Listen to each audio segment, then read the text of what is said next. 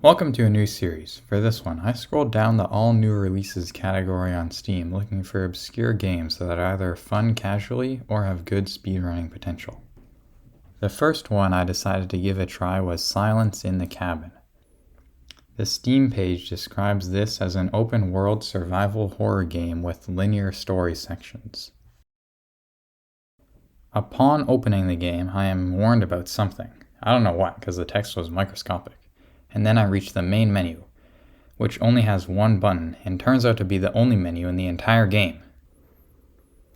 Yeah, this was what most of the negative reviews were talking about. The sensitivity was quite nauseating, and I would like to have lowered the graphics settings a bit to improve performance, but I just had to deal with it because this game has absolutely no settings menu, at least not one that I could find after mashing about every button on my keyboard. This also means no menu that shows the keybinds, but luckily all of the controls were about as basic as it gets. Although in hindsight, I'm starting to think that there is some kind of super strong special ability button to deal with all the enemies in this game, for reasons that you'll see shortly. Anyways, after a fourth wall breaking introduction that explains I'm a hiker who's gone missing, I wake up in the middle of snowy wilderness. I wander forward until encountering a shack, which the game tells me is locked. I continue forward before coming across another shack that is blocked by some wood that broke with an interesting sound effect.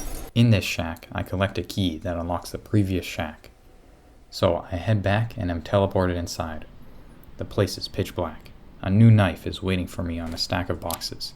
Who knows what happened to my old one? I head forward down the narrow hall, breaking more of the wood with the interesting sound effect.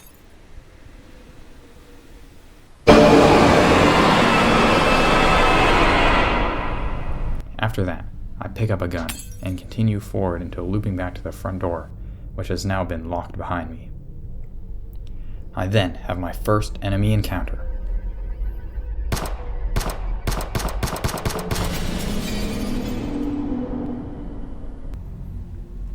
I grab what I'm assuming is a key from some boxes and get out of here. However, upon exiting, there is now some kind of apocalypse going on outside, and my gun experiences a catastrophic failure.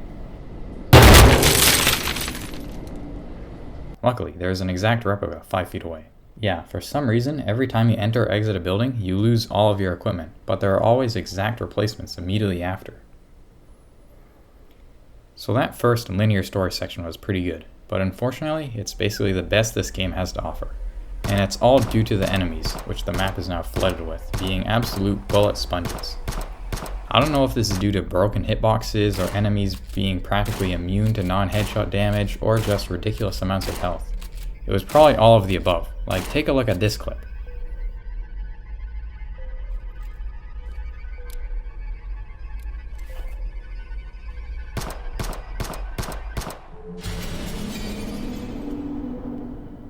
But then that same enemy on the next attempt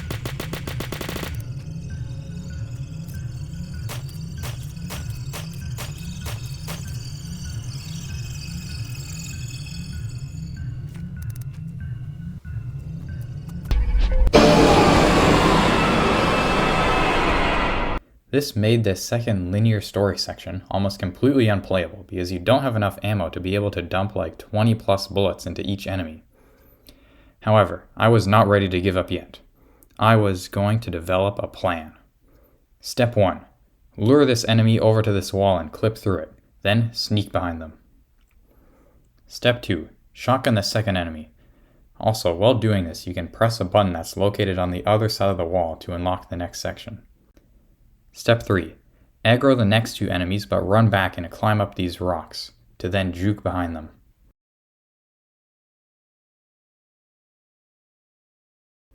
Step 4. Shotgun this next enemy. Step 5. Win. It was a grueling process, but after over 45 minutes, I did it and made it to the next room, where I immediately encountered another enemy who proceeded to eat all of my bullets before killing me.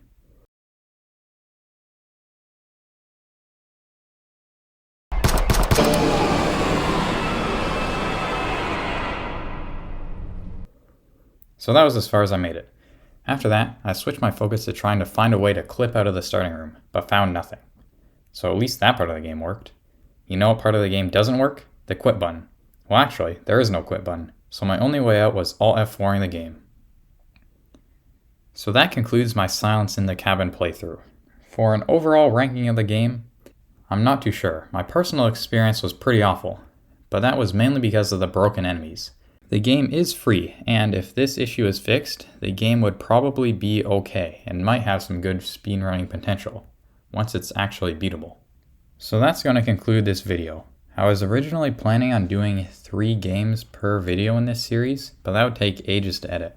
And I want to move on to my next video, which is going to be that Converge only that I hinted at, which has now evolved into something I'm planning on calling Cuphead Shot Showdown, where I beat the game with 3 different guns and then compare each of them, one of which will be Converge.